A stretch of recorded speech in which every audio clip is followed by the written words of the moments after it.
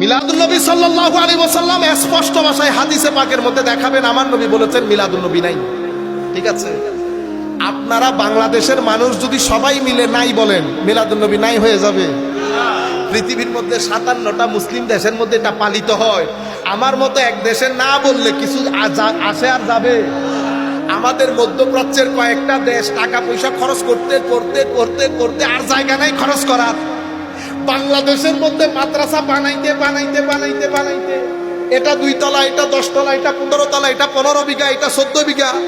আমি আপনাদেরকে বলি, ধরেন আপনি পুরা বাংলাদেশ কিনে ফেলছেন, পুরা বাংলাদেশ।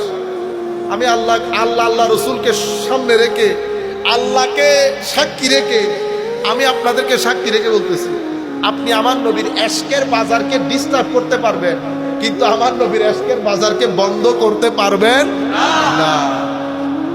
এটা পৃথিবীতে কোনো কালে কখনো হয়। মুতাজিলা একটা ফেরকা আছে, আপনারা জানেন ইসলামের মধ্যে একটা ফেরকা আছে মুতাজিলা। এক সময় মুসলিম সরকার মুতাজিলা ফিরকাকে প্রমোট করে আহলুস সুন্নাহ ওয়াল জামাতের উলামায়ে কেরামের উপর অসম্ভব জুলুম করেছে, বন্ধ করেছে।